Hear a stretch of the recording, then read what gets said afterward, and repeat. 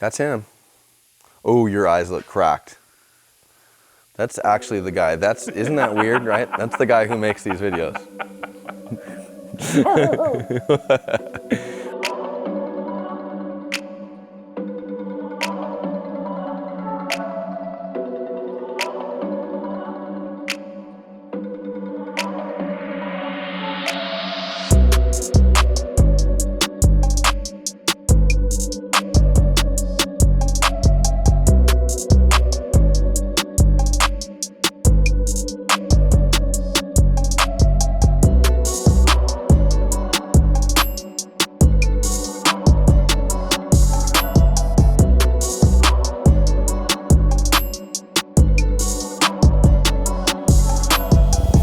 Happy Monday.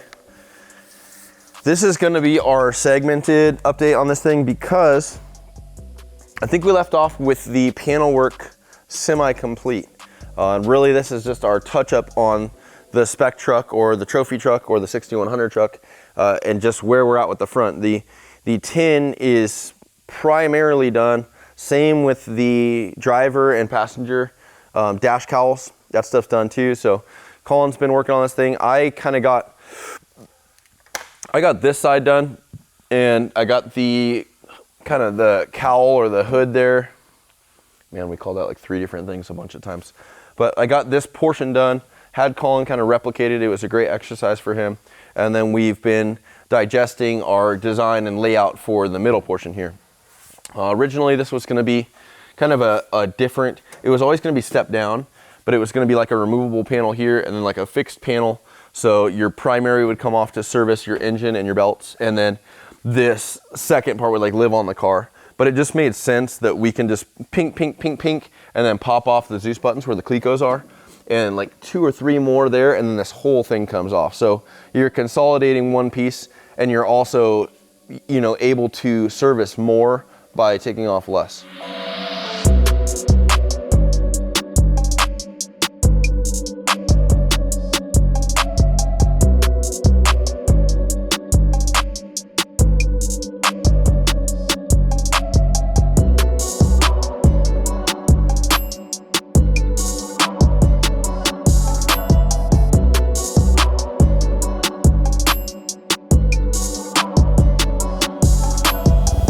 Wiring, aero, hex pattern mesh, front clip, lights, coolers, rear tin, upper console, in no particular order. So like I said last time, we had one side done, ADHD Morgan hit the one side, left that hanging for a bit, got caught up in other stuff.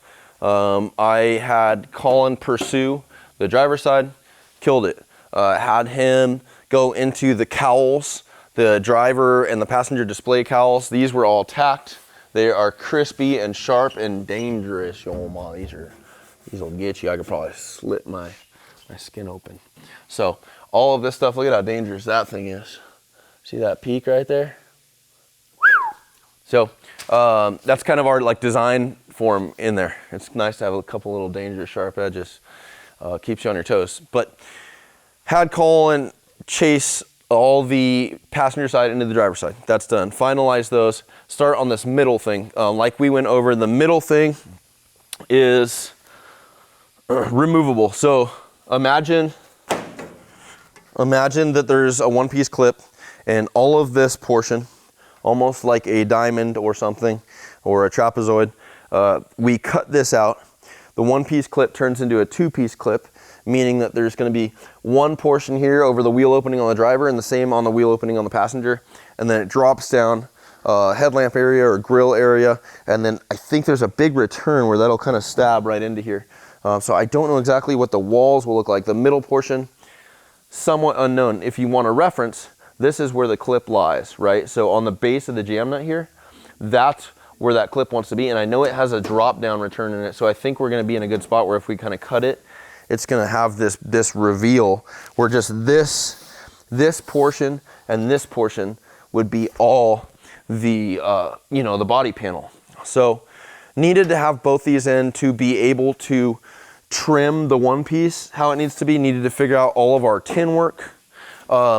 Then the electronics kind of can tie in to, like, there's going to be a light package from Baja Designs on the bumper, but we couldn't. Gross. we couldn't identify any of that stuff until the one piece is in. So it's like there's things we want to get done for wiring and electronics, because James Lynn needs to come up and he needs to do a pre-run, set up like an initial harness and do what he can here before it goes down to him. But some of this stuff just process-wise has to be done in a particular order. It can't just be like, well, it needs wiring, so you put this, make this first. It just doesn't work like that. So some of this bigger shit had to be done. All of the, you know, the front panels, the extraction and the venting, this is all done. Everything is clearanced, everything is rolled, everything is kind of finished out. It just doesn't have any kind of fluff and buff on it, or any kind of like DA or orbital sanding or two-tone. There is mesh being drawn up and water jetted out of stainless. It's going to be like a hash or a honeycomb pattern. The openings for the honeycomb, so the entrances here for the aero, that will be a bigger opening with thicker material to allow more air through, and also thicker material to add for protection for rocks.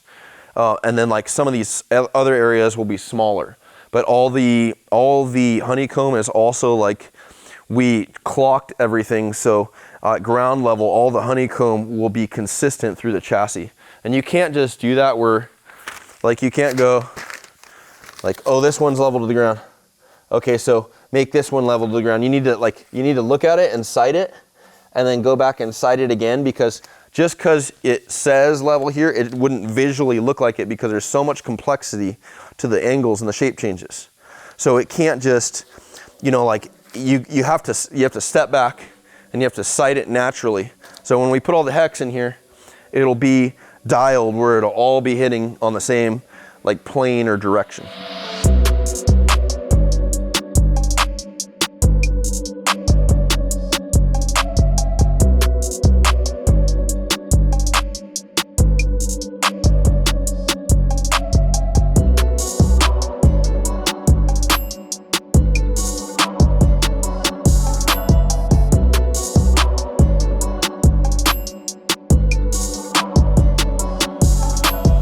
The panels will, you know, say this is one of our panels, right? Really generic.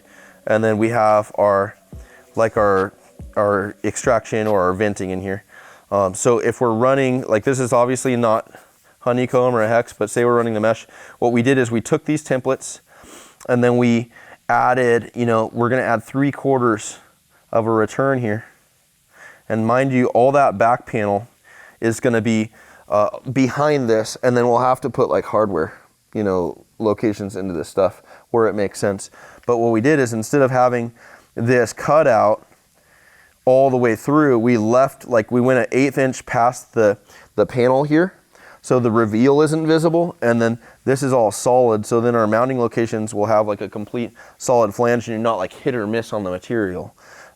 Each piece is custom for the truck, so it's kind of like your dream situation, because a lot of times when you do like a stainless woven mesh, when this stuff, like, it's clean on one side and you can make a nice cut on the back side, but you know, like if you're doing this, sometimes you might have like some rudimentary kind of cuts on here, right? I mean, that one you'd have to actually avoid that, and then like it's not going to be fully polished, and on top of that, if it's stainless mesh, it'll have like stubs, right?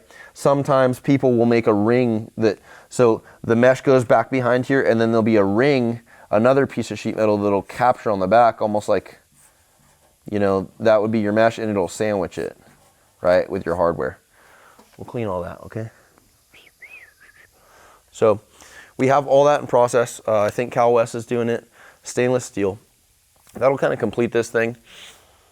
Thought about doing the front portion. This is almost like a trough, an air trough. So from the side, you can obviously see what's going on here, like engine, power steering, pressure regulator, reservoir, power steering reservoir. But on the top, if you look, Joey, look through the middle here. So all this will be air passage and pass by. And what that'll do is that'll kind of jam and direct air into the engine, and it'll also act, so it'll let everything go through the tunnel as well, and it'll extract out the top. So it's bringing stuff into, it's aero, so it's not causing some kind of a wall or a stoppage here, because that's how it goes. You either make it where the front is completely like angled and blocked off like a big valence, or it tries to go through the air, or it does something where it's got enough opening where it slips through the air and it doesn't just push out of the way, you know? So back to this panel like I talked about. This started where it was gonna be, we were gonna have one and it was gonna be like fixed into the car, and then there's gonna be like a big removable guy to just service like your accessories and all the belts, or belt and all the accessories. That probably makes more sense. So that's not a thing anymore. It's consolidated. Like we can just hit this whole thing and pull this whole thing off. There will still be mesh opening in here. It's laid out. You can hardly see it. I'm gonna have to lay that out again for Colin because he's got a bunch of Dykem in here. This thing whooped Colin's ass, just so you know. Some of the simplest things, and that feels good. Yeah, that's nice actually. Dang, he got it. This stuff, like aluminum in general, especially with like more of a compounding shape where it's not just like a straight edge or a corner, it'll whoop my ass still too. Like I'm not an expert with that stuff. I like every time I build stuff, I still like learn something, and it's interesting. This is part of this too. This is kind of one of these things where I took this on as far as like, there's things in the shop where I go, I'm gonna, you know, I'll have you guys do that, and then I'll have to do this. Oh, you guys can get it to this point, and then I'm gonna come in and I'm gonna have to do this because it's gonna be, you know, at this skill level, or it's gonna require this much design. And this was really good because I did this side, like I mentioned, and then, you know, I needed Colin to do that side, and he did it, and he killed it. And it's like it's a great thing because the design's already here, so it's really like just a lesson where it's, hey, copy this. Do that right there. And he's got like a perfect reference. He can pull all the angles, pull measurements. He can look at the fit. Like the whole thing is just replicated, and he did it very well. Now this middle portion, same thing. Like as far as whooping ass, this is all 90. Like it's solid. It's something you could probably stand on. I'm not going to display that right now, but you know, if you needed to like put a knee into this, you need the same with this. This is all 90 thou aluminum. This is 063 in here. But just thinking ahead, you know, rocks coming up, boom, you know, hitting, even a hard rock like that can dent an 063 panel, especially just a gnarly thing. So that's one. And then, you know, getting up and needing to service stuff, I just feel like if you're hanging like your elbows or your palms or your knees, like it makes sense on just these front portions that have shape in them to put them out at 90 thou, so, or construct them out at 90 thou. Sorry if I'm jumping around, you guys. I just kind of covering things as I'm on here. The extraction fins here, or like the gills or whatever you want to call it, the design will trickle into the openings in this portion. So there's clearly not going to be openings in the lower portion of this panel. And then on the upper portion where it's safe and it's just engine or the, you know, the intake manifold and the coils there, that's safe to have extraction. And that's the same thing, the air coming through and then directing down into the chassis to get to the coolers, and also coming up if there's excess.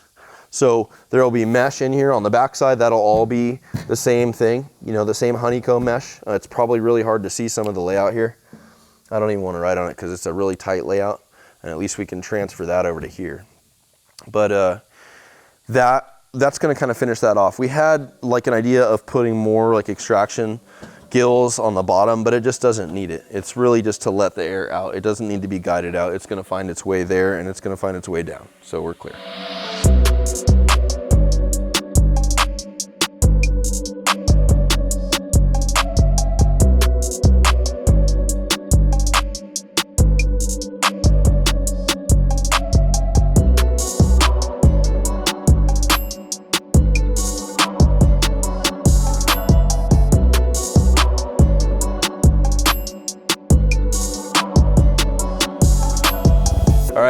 Last time we talked about the GPS mount here. This is your Big Daddy Dickerson GPS.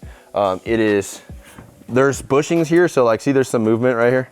Can you grab me a light, like a little mag light? Not mag light, but you know, magnetic light. All right, so this is our constraints. This is kind of how this thing's built. You can see it's nice and tight and all that stuff, but I was just showing you there is some movement here, right? And that's just because we don't have our proper hardware in here. There also is like a nylon washer that goes into this stuff just to kind of stabilize things and make tension on them. But I really wanted to show you the linkage. So you obviously have a pivot here. This is all loaded with brass bushings. Same with this guy down here. And then this is a pin. So let's see. So if you can see the mechanism, so pivot point, this is a slide, right? A stainless slide, goes into that portion down there. This portion pivots on the chassis, and then you have a lock pin here, right? That's all Heim linkage. And this guy goes to a very cute little cantilever, all loaded with brass bushings. And then this goes to your pull right here. So you pull it, and it's kind of a two-hand thing, but like say, you know, this would always be down. You'll pull this, and then you'll push, right? When there's a GPS in here and it's tight, it moves a little better. And then this just sits. So anytime you want to get in and out, your knees are clear here, and you literally just pull it in and it latches, and you're good to go. So it's solid. It's not going to move, and the only noise you're hearing is just these guys rattling. So once those are tight with the right hardware and that nylon washer, you're not going to get that. Everything's just kind of like not shanked or anything, but this thing just makes life very easy. Tucks all the way in, clears everything, and then your knee room getting in and out of here is solid, and you just leave it like that until you're actually in the car. I can get you that one too. Just that.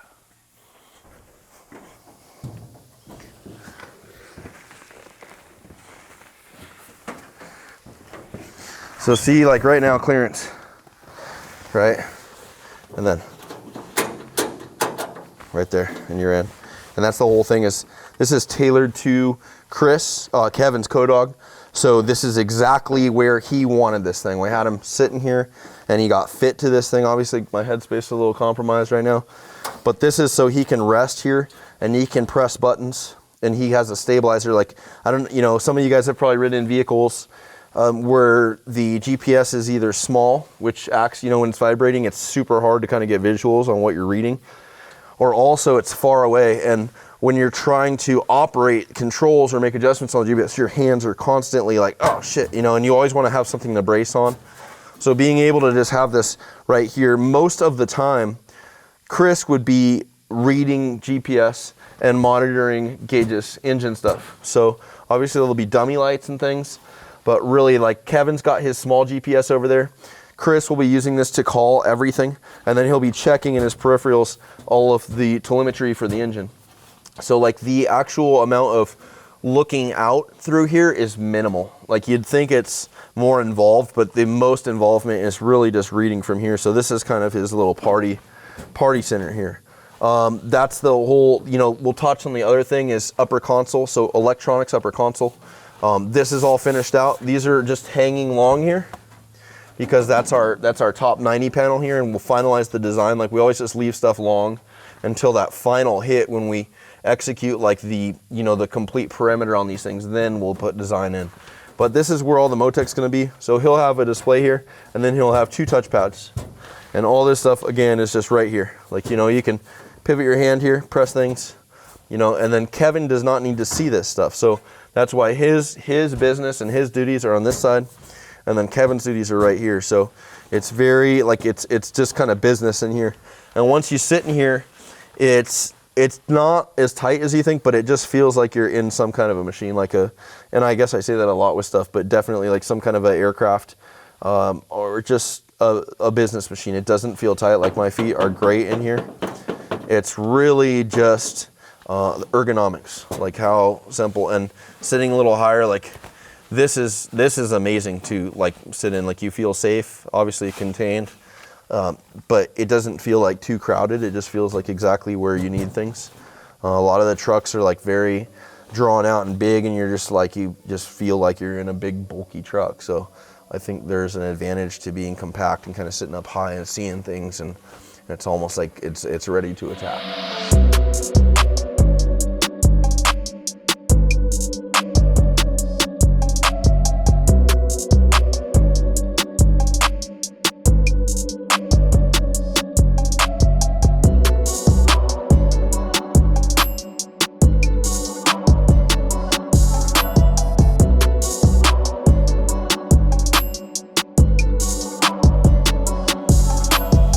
One of the chores of this vehicle is, it's the classic, like, you know, with pre-runners, I would always emphasize on, even if you're building the chassis out, just build the door bars, but don't weld them in. You know what I'm saying? And when this is like an old chassis, getting in here to do like stuff that would take 100 or 200 hours is heavy duty. So I'm gonna sit in here and go over some of our list right now too. So just to touch back on wiring, aero, hex pattern mesh, front clip, lights, coolers, rear tin, upper console. So upper console, we do have some controls. So the AC blowers are gonna be up here. The fire suppression's on a pull system, right? We're gonna get into fire suppression. Joey and I have been cooking up a fire suppression episode. And we wanted to do something educational and informative and fun with that. But that being said, it's a pull system. So I think naturally, like if you had something going on, being able to pull right here, even if you had to reach over and pull, there's a good place for packaging here for that. Intercom, radio faceplate, possible battery cutoff, and the AC blowers. And that's all gonna be kind of housed. So this is a rolled portion of the roof. It'll all be kind of similar to like how James has on his, but it'll all be a portion of console that kind of comes down here. And you know, we don't want to infringe too deep on the cone of vision here, but we'll get something pretty nice. Like I think this thing comes down kind of low. And that's like a white paint marker. That's someone else's dark arts. White paint marker. Precision. You know, we'll have something here. So that's going to help electronics wise. The other thing is the lighting package like we talked about on the grill. There will be a big light rack up top. Well, not up top, but like, you know, probably on the, like the plane, like the lowest portion of the light rack would be on the upper plane here of the roof panel. That'll be all rolled small tube with a bunch of Baja designs in it. The RTL or the rear tail light will be implemented somewhere back there. There's going to be a large amount of tin work in the back, and that's going to kind of have, I wouldn't say like an SUV vibe, but I would say an SUV vibe back there, and then that's where we'll figure out where the rear lights go. Coolers. We're going with CNR, and there's some kind of communication thing and timelines and this and that, and really not a lot of the logistics that I was handling. That's more of a Kevin and Evan thing. But we are, as far as my part with that, we're waiting on coolers to package them into the rear of the chassis. That's kind of going to dictate some of the panel work back there, and some more of the progress back there. So right now, it's kind of just a thing of put as many of the electronics in here as you can, finish out the upper console, get all the like components plugged away, because that's what this whole thing's been. It's been like, it was a whole pallet rack of parts, and then it was like put out the parts in an order of where they need to go and what needs to go on before other stuff, and then just start attacking the chassis with parts. And we're at like a very close tail end with this. There's still tin work to go. There's probably a month of tin just straight. Like there's probably weeks of just fine tuning, like all this side tin. It doesn't have any step rolls in it yet. It's not finalized with any of the spring plates or the quarter turns. So there's a lot of, you know, finish items on here. But as far as like mounting of accessories, we're really on the tail end of that stuff. And then we can move through this thing. There's a lot of work here. There's a lot of projects. This one's just ready now. Why? Who cares? You know what I mean? Yeah, just close it out. Rear tin, upper console, lights. Pretty much cleared everything. This is where we're at with this thing. So it just needed a check in. Obviously, like this is all pretty solid and done. It's looking a lot more complete than it was. I wish this thing could run as a truggy, because it would be profound. It would be like a new version of a Landshark. I said what I said. Nothing will ever compare to that car, but just I really like the presence this has with no body on it. It'll be cool. I always thought too, like if the bodies are what slows these cars down and you have really good aero and the skin, then it would be nice to design the body, because essentially like most of these cars, when they're done with the race, they get a new body. So it would be nice if you made the body where it was just barely held on. And then right around 60 miles an hour or something, it just goes, and then it turns into this. And then you race the whole rest of the race as a truggy, and it's by design. So it's not like, oh man, we lost panels. No, these things just come off. And once you get a mile down the road and you're at 60 miles an hour, you just see shit in the air, boom, and it's like a whole new thing coming out of its cocoon. So that would be cool. But regardless, it's nice to know what's under here. And you know that this truck's a very sexy truck with the body on it. So, you know, hopefully we can just kind of piggyback some of the design into that rear profile and the tin work back there, because that's really where the aero is going to make sense, and it's really where it's going to complement the actual like truck cab shapes and profile, is when we start taking everything off of this and we start dragging all of those proportions towards the back of the car and close them out, instead of it just end, you know, at the C-pillar here. So I hope you guys enjoyed this episode. Hope you enjoyed the update.